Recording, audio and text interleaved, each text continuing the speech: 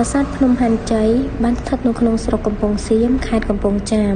ហើយប្រាសាទនេះគឺជាបណ្ដុំនៃប្រាសាទបុរាណខ្មែរជាច្រើនដែលបានស្ថាបនាកសាងឡើងនៅក្នុងរង្វង់សតវត្សទី6ដល់ទី7នៅដើមសម័យនគរភ្នំនិងចេនឡា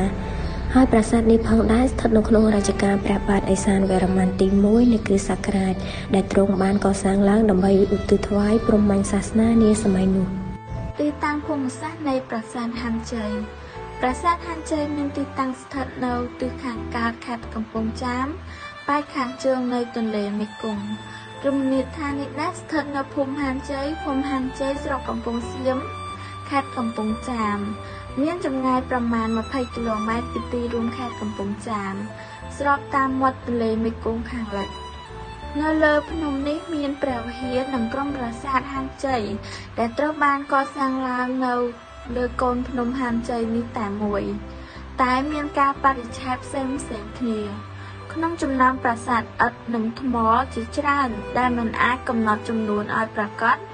គឺមានតែប្រាសាទ3ប៉ុណ្ណោះដែលនៅរក្សារូបរាងបានល្អ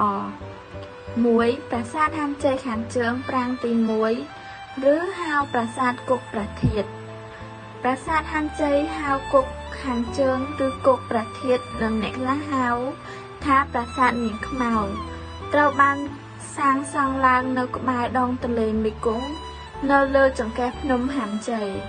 2ប្រាសាទហាន់ជ័យខាងជើងប្រាង្គទី2ការសិក្សាប្រៀបធៀបខាងស្ថាបត្យកម្មធ្វើឲ្យយើងដឹងថាប្រាសាទហាន់ជ័យខាងជើងនេះត្រូវបានសាងសង់ឡើងក្នុងសម័យកាលជាមួយគ្នានឹងអាស្រមមហាឥសីនៅសម្បូរព្រៃគុកស្ថិតចម្ងាយប្រមាណជា30ម៉ែត្រខាងជើងនៃព្រះវិហារកូនប្រាសាទនេះមានរាងជាបន្ទប់តូចមួយធ្វើអំពីថ្មភក់សម្រាប់ភាវនាធម៌ដោយពួកតាបសឥសីដោយប្រាសាទហាន់ជ័យហៅគុកប្រធាតុខាងជើងទី1ដែរប្រាសាទហាន់ជ័យទី2បែរមុខទៅទិសខាងកើតពោលគឺបែរមុខទៅរកទន្លេមេគង្គ3ប្រាសាទហាន់ជ័យហៅប្រាសាទគុកខាងត្បូងប្រាសាទគុកខាងត្បូងគឺជាកូនបន្ទប់នៅផ្នែកខាងក្នុងបង្អស់នៃសំណង់ប្រាសាទនិងបែរមុខទៅទិសខាងកើតមានប្លង់រាងការ៉េដោយជ្រុងនីមួយៗមានប្រវែង 6.4 ម៉ែត្រប្រាសាទនេះដែរគឺមានទ្វារ4តែមានទ្វារខាងកើតទេជាទ្វារពិតឯទ្វារ3ទៀតគឺជាទ្វារបញ្ឆោតប៉ុណ្ណោះប្រវត្តិប្រាសាទភ្នំហាន់ជ័យប្រាសាទភ្នំហាន់ជ័យជាបណ្ដុំនៃប្រាសាទបុរាណខ្មែរចំនួន5ប្រាសាទដែលបានស្ថាបនាសាងសង់ឡើងក្នុងរង្វង់សតវត្សទី6និងទី7ក្នុងគោលបំណងដើម្បីឧទ្ទិសដល់ព្រហ្មញ្ញសាសនានាសម័យនោះហើយតំបន់នេះក៏ប្រែក្លាយទៅជាតំបន់ដែលមានការចាប់អារម្មណ៍យ៉ាងខ្លាំងពីសំណាក់ភ្ញៀវទេសចរជាតិនិងអន្តរជាតិដែលតែងតែទៅទស្សនានៅទីនោះមិនដែលខានដែលធ្វើឲ្យតំបន់ភ្នំហាន់ជ័យនេះក្លាយទៅជាតំបន់រមណីយដ្ឋានមួយយ៉ាងពិសេសនៅលើភ្នំមានប្រាសាទបុរាណនិងសមិទ្ធផលជាច្រើនដែលអាចទាក់ទាញភ្ញៀវទេសចរជាតិនិងអន្តរជាតិមកកម្សាន្តនៅទីនេះជាញឹកញាប់ផងដែរបើយោងទៅតាមសិភៅមគ្គុទ្ទេសក៍ទេសចរខេត្តកំពង់ចាមបានរៀបរាប់ឲ្យដឹងថានៅលើកំពូលភ្នំហាន់ជ័យមានព្រះវិហារនិងប្រាសាទគុកខាងត្បូងដែលបានស្ថាបនាឡើងអំពីថ្មតានបុរាណមានទំហំ7ម៉ែត្រ4ជ្រុងនិងកម្ពស់12ម៉ែត្រកសាងឡើងក្នុងសតវត្សទី7ក្នុងរជ្ជកាលព្រះបាទឦសានវរ្ម័នទី1បច្ចុប្បន្នប្រាសាទនេះមានលក្ខណៈទ្រុឌទ្រោមទៅហើយក្នុងចំណោមប្រាសាទឥដ្ឋនិងថ្មជាច្រើនដែលយើងមិនអាចកំណត់ចំនួនប្រាកដបានមានតែប្រាសាទ3ទេដែលរក្សារូបរាងល្អប្រសើរស្ថិតនៅក្នុងបរិវេណវត្តហាន់ជ័យបច្ចុប្បន្ននេះហើយបើតាមប្រសាសន៍របស់លោកពៅមុននិនអតីតមន្ត្រីមន្ទីរវប្បធម៌និងវិចិត្រសិល្បៈខេត្តកំពង់ចាមបានឲ្យដឹងថាប្រាសាទដំបូងគឺប្រាសាទគុកព្រះធាតុខាងត្បូងនៅចង្កេះភ្នំហាន់ជ័យសាងសង់ក្នុងសម័យអន្តរកាលរវាងនគរភ្នំនិងចេនឡាដែលមានទំហំបណ្ដោយនិងទទឹង6ម៉ែត្រស្មើគ្នាធ្វើអំពីថ្មបាសាល់2មានសភាពទ្រុឌទ្រោមទៅហើយនៅពេលកន្លងមកប៉ុន្តែបានជួសជុលហើយកាលពីឆ្នាំ2006ដែលជាជំនួយរបស់ស្ថានទូតអាមេរិក ប គូប្រាសាទនិងប្រាសាទខាងលើគឺជាប្រាសាទគុកអេសានដែលនៅចង្កេះភ្នំដដែលប៉ែកខាងជើងទំហំនិងបណ្ដោយទទឹង5ម៉ែត្រស្មើគ្នាក្នុងរចនាបថសម្បូរព្រៃគុកក្នុងសតវត្សទី7នៃគ្រិស្តសករាជប៉ុន្តែដោយសារកត្តាធម្មជាតិបំផ្លាញពីសង្គ្រាមនិងកត្តាមនុស្សយាតយីទើបប្រាសាទមួយនេះបានរលាយបាត់រូបទៅហើយបើយើងឡើងនៅខាងលើភ្នំហាន់ជ័យម្ដងគឺប្រាសាទគុកខាងត្បូងមានទំហំបណ្ដោយនិងទទឹង7ម៉ែត្រស្មើគ្នាគឺស្ថាបនាក្នុងរជ្ជកាលព្រះបាទឦសានវរមៈទី1នៃសតវត្សទី6នៃគ្រិស្តសករាជកសាងអំពីឥដ្ឋតានបុរាណប្រាសាទនេះមានសភាពចាស់ទ្រុឌទ្រោមខ្លាំងនៅខាងត្បូងវិហារប៉ុន្តែនៅមានសិលាចារឹកហើយលោកបានបន្តទៀតថានៅខាងជើងវិហារភូមិហាន់ជ័យដដែលនេះគឺប្រាសាទភ្នំហាន់ជ័យសាងសង់ក្នុងសតវត្សទី7អំពីឥដ្ឋ12បូកនិងថ្មពួកបូកដែលមានរូបរាងជាចេតិយមានសភាពទ្រុឌទ្រោមដែលខាងជំនាញទើបបានសម្អាតរួចទៅហើយនាពេលកន្លងមកបើយើងធ្វើដំណើរចុះពីលើភ្នំហាន់ជ័យសំដៅទៅទិសខាងត្បូងនោះយើងនឹងឃើញប្រាសាទសាងសង់អំពីថ្មថ្លើមអណ្ដើកនិងថ្មបាយក្រៀមដែលមានរាងការ៉េ5ម៉ែត្រ4ជ្រុងកសាងឡើងក្នុងសតវត្សទី7នៃគ្រិស្តសករាជនិងមានសភាពទ្រុឌទ្រោមខ្លាំងប៉ុន្តែក៏នៅមានសិលាចារឹកដែលបានបន្សល់ទុកនៅទីនោះផងដែរបើយោងទៅតាមប្រសាសន៍របស់លោកជួនសុផាតដែលជាប្រធានមន្ទីរវប្បធម៌និងវិចិត្រសិល្បៈខេត្តកំពង់ចាមបានឲ្យដឹងថាភ្នំហាន់ជ័យស្ថិតនៅតាមបណ្ដោយទន្លេមេគង្គដែលមានកម្ពស់63ម៉ែត្រដោយតាមចង្កេះភ្នំមានដើមឈើតូចធំដុះចោលជាម្លប់ក៏មានប្រាសាទបុរាណចំនួន3ដែលបានកសាងឡើងដោយបុព្វបុរសចំនួនដើមរបស់យើងដែលបន្សល់ទុកមកដល់សព្វថ្ងៃនេះក្នុងនោះមានខ្លះចាស់ទ្រុឌទ្រោមដែលតម្រូវឲ្យមានការជួសជុលជាបន្ទាន់ហើយបើតាមការសន្និដ្ឋាននិងការស្រាវជ្រាវរបស់ក្រុមអ្នកបុរាណវិទ្យាខ្មែរបានឲ្យដឹងថាតំបន់ភ្នំហាន់ជ័យនេះទំនងជាតំបន់សេដ្ឋកិច្ចសំខាន់នៅក្នុងការជំនួញជួញដូរក្នុងរជ្ជកាលរបស់ព្រះបាទឦសានវរមៈទី1ក្នុងសតវត្សទី6នៃគ្រិស្តសករាជនេះដែរជាពិសេសដំណើរការស្ថាបនាប្រាសាទមានរចនាបថដូចគ្នានឹងប្រាសាទព្រះគោដែលស្ថិតនៅក្នុងខេត្តស្ទឹងត្រែងគឺទំនងជាមនុស្សសម័យនោះបានប្រើប្រាស់ក្បួនបណ្ដែតតាមទឹកទន្លេមេគង្គបម្រើដោយការជំនួនយកថ្មដើម្បីសាងសង់ប្រាសាទច្រើនកន្លែងដែលមានចម្ងាយប្រហែល20គីឡូម៉ែត្រពីក្រុងកំពង់ចាមលោកសឹងភិរមប្រធានមន្ទីរវប្បធម៌និងវិចិត្រសិល្បៈខេត្តកំពង់ចាមដែលទើបបានឡើងកាន់តំណែងជំនួសលោកជួនសុផាតបានចូលនិវត្តន៍បានឲ្យយើងដឹងថាសម្រាប់ខេត្តកំពង់ចាមមានប្រាសាទចំនួន16កន្លែងគឺនៅក្នុងស្រុកកំពង់សៀមចំនួន6កន្លែងស្រុកជើងព្រៃចំនួន3កន្លែងស្រុកព្រៃឈរចំនួន3កន្លែងស្រុកបាធាយចំនួន2កន្លែងស្រុកស្ទឹងត្រង់ចំនួន1កន្លែងនិងស្រុកស្រីសន្ធរចំនួន1កន្លែងទៀតផងដែរប្លង់នៅរចនាសម្ព័ន្ធនៃប្រាសាទភ្នំហាន់ជ័យប្រាង្គទី1មានប្លង់ការ៉េហើយសាងសង់ឡើងដោយថ្មពពុះពណ៌ប្រផេះ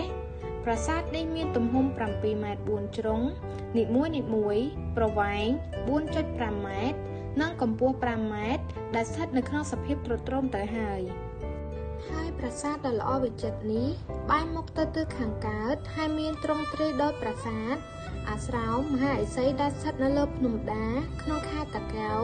សាងសង់ឡើងក្នុងសម័យអន្តរកាលរវាងនគរភ្នំនិងចេនឡាពោលគឺសតវត្សទី6នៃគ្រិស្តសករាជចំណុចសម្គាល់មួយទៀតគឺមានក្បាច់ផ្តែរជាក្បាច់រលេចដោយរំយោលកម្រងផ្កានិងចំកណ្ដាលមានឆ្លាក់ជាមេដៃដែលមានរូបជាផ្ការីឯនៅខាងចុងផ្តែរវិញលម្អដោយសត្វមកបែរមុខចូលក្នុងចំពោះសសរពេជ្រដែលមានរាងមូលឆ្លាក់មូលដែលមានដុំនៅផ្នែកខាងលើបង្កើតបានជាក្បាលសសររំលេចតែត្របកឈូកនិងមានកងវណ្ណ3ព្រមទាំងក្បាច់ភ្ញីនៅចំកណ្ដាលសសរពេជ្រមានក្បាច់ជាកង់ឬចិញ្ចៀននៅចន្លោះក្បាច់ជារាងថ្មីរណាចំណែកប្រាង្គទី2វិញដោយប្រាសាទហាន់ជ័យហើយគុកប្រធាតខាងជើងទី1ដែលប្រាសាទហាន់ជ័យទី2បែរមុខទៅទិសខាងកើត ពលគឺបែរមុខទៅរកទន្លេមេគង្គថ្វីត្បិតតែប្រាសាទនេះមានទំហំប្រមាណ 2.10 ម៉ែត្រ 4 ជ្រុងក៏ប៉ុន្តែមានរាងសមសួនសង្ហាអស្ចារ្យហើយគយគន់មិនឆ្អែតភ្នែកឡើយពាក់ព័ន្ធនឹងការកសាងប្រាសាទនេះគេអាចនិយាយបានថាដោយអាស្រមមហាឥសីកូនប្រាសាទរបស់យើងត្រូវបានកសាងឡើងដោយទម្រាបគ្នាឲ្យជិតនៅផ្ទាំងថ្មទាំង3ផ្ទាំងជ្រុងខាងកើតគឺជាក្លោងទ្វារជ្រុង3ទៀតគឺខាងលិចត្បូងនិងជើងត្រូវបានបិទជិតសូមជម្រាបថាទាំងថ្មនីមួយៗមានប្រវែង 0.70 ម៉ែត្រកម្ពស់ 2.10 ម៉ែត្រឬធំជាងនេះបន្តិចតែប៉ុណ្ណោះក្លោងទ្វារខាងកើតគឺជាក្លោងទ្វារតែមួយគត់ចូលទៅក្នុងប្រាសាទដ៏តូចនេះដែលលម្អដោយសសរពេជ្រទាំងមូលនៅទាំងសងខាងត្រក្បាច់ផ្តែរមួយស្ថិតនៅពីលើក្បាច់ផ្តែរនេះតំណាងឲ្យទេវកថាបែបព្រាហ្មណ៍និយមគឺការបង្កើតលោកនៅទីនេះផងដែរក្បាច់ផ្តែរតុបតែងដោយមេដៃជាក្បាច់ផ្កានៅកណ្ដាលអមដោយព្រះវិស្ណុផ្ទុំនៅលើនាគទាំងសងខាងសូមជម្រាបថាក្នុងប្រព័ន្ធសាសនាបុរាណនាគក្រាចមានក្បាល 5 តំណាងឲ្យទឹកនៃមហាសាគរអ្វីដែលមានពិពណ៌នានៅក្នុងគម្ពីរបុរាណឥណ្ឌា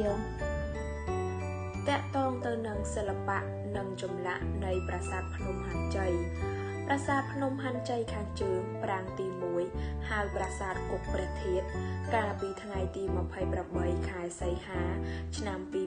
2007 កម្មករបានជីករកឃើញរូបចម្លាក់ព្រះគោមួយអមទ្វារប្រាសាទ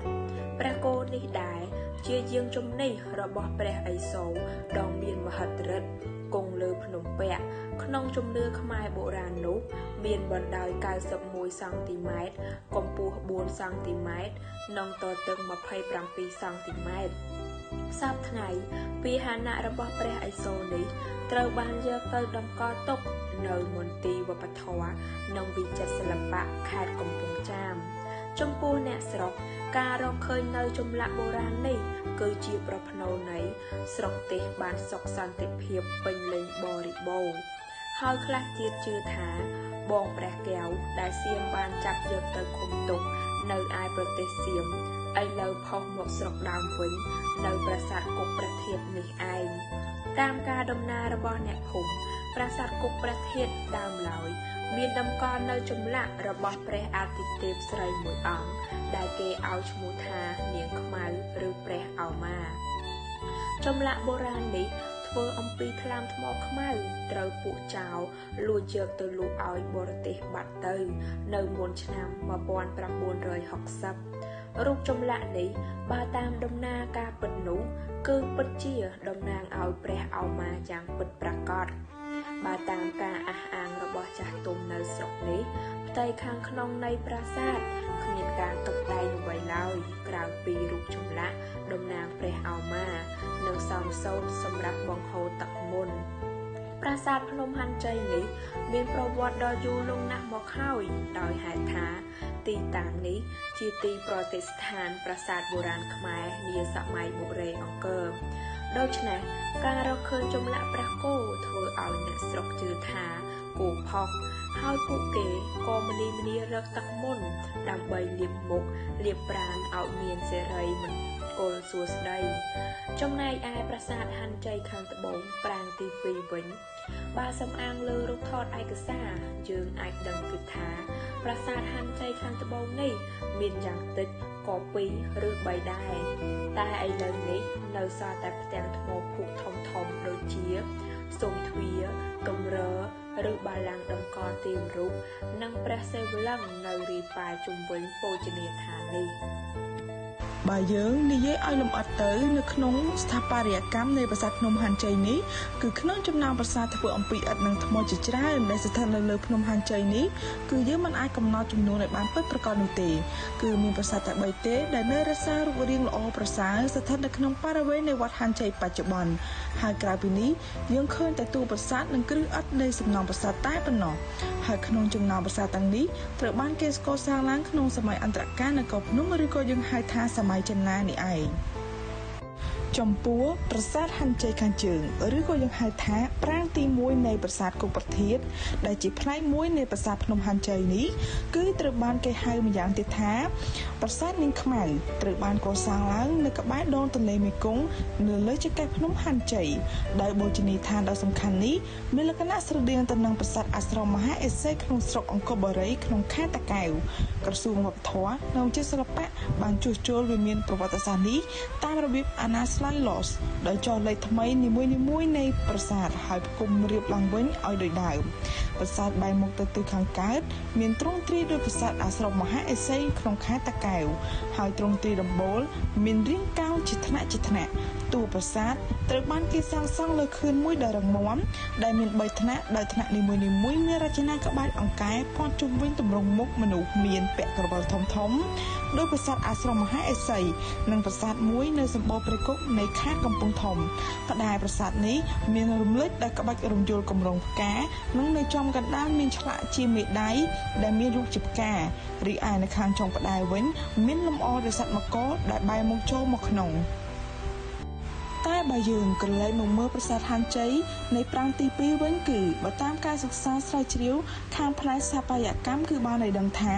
ប្រាសាទហាន់ជ័យខាងជើងនេះត្រូវបានកសាងឡើងក្នុងសម័យកាលជាមួយគ្នានឹងប្រាសាទអាស្រមមហាឥសីនិងប្រាសាទមួយនៅសម្បូរព្រៃគុកនៃខេត្តកំពង់ធំដែរដែលប្រាសាទនេះមានរាង4ជ្រុងមួយធ្វើអំពីថ្មភក់សម្រាប់តាបកឥសីធ្វើសមាធិប្រាសាទនេះមានខ្លោងទ្វារបែរមុខទៅទិសខាងកើតថ្មីត្បិតតែប្រាសាទនេះមានទំហំប្រមាណជាង 2.10 ម៉ែត្រ 4 ជ្រុងដែលមានរូបរាងសមសួនសង្ហាអស្ចារ្យ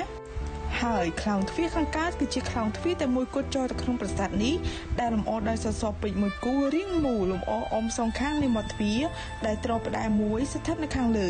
ចំណែកផ្តែរមានរូបចម្លាក់រូបព្រះវិស្ណុឬក៏ព្រះនរាយណ៍មួយអង្គកំពុងផ្ទុំនៅលើនាគមួយនៅចំកណ្ដាលផ្តែរអមដោយក្បាច់មេដាយជាក្បាច់ផ្កាឈូកទាំងសងខាងតែបើយើងនិយាយពីរឿងដំណើររបស់អ្នកភូមិដែលនិយាយអំពីប្រាសាទគោកប្រធានឬក៏យើងហៅម្យ៉ាងទៀតថាប្រាសាទនាងខ្មៅគឺដើមឡើយមានតម្កល់នៅចម្លាក់របស់ព្រះអាទិទេពស្រីមួយអង្គដែលគេឲ្យឈ្មោះថានាងខ្មៅដែលចម្លាក់បុរាណនេះធ្វើអំពីថ្លើមថ្មខ្មៅត្រូវពួកចៅលួចយកទៅលក់ឲ្យបរទេសបាត់ទៅ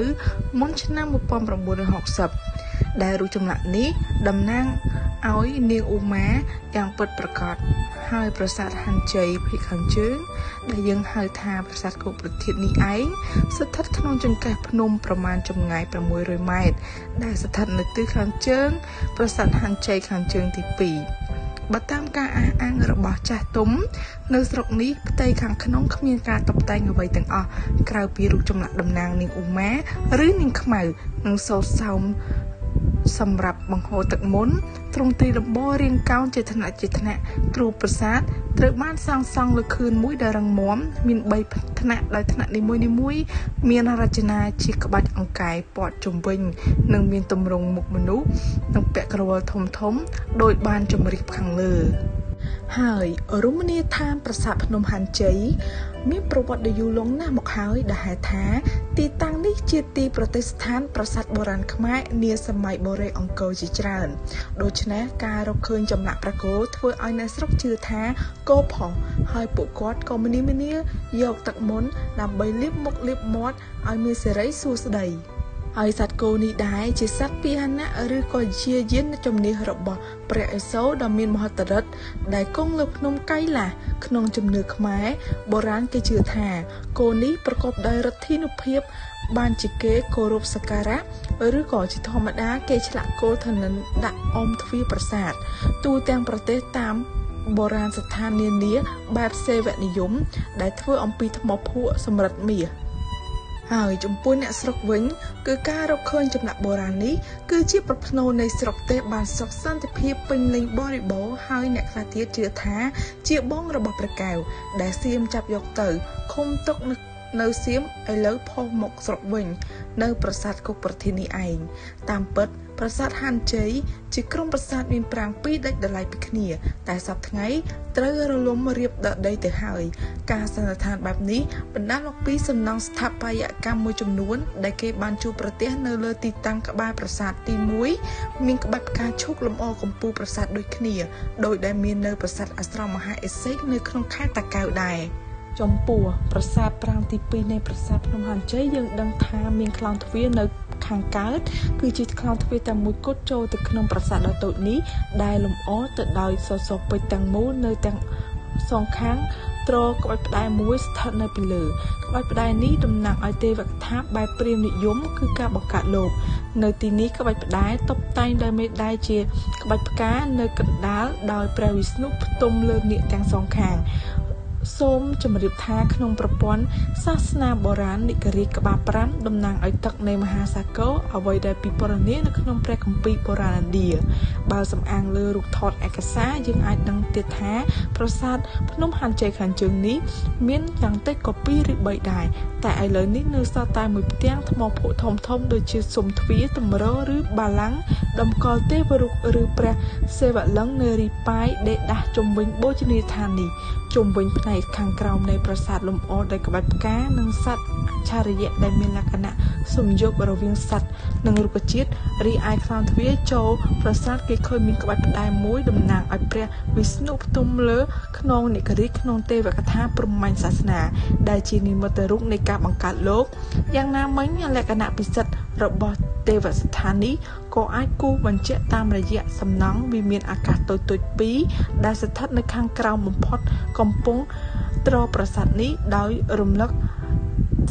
ថាពួកគេកំពុងស្ថិតលើស្ថានសួគ៌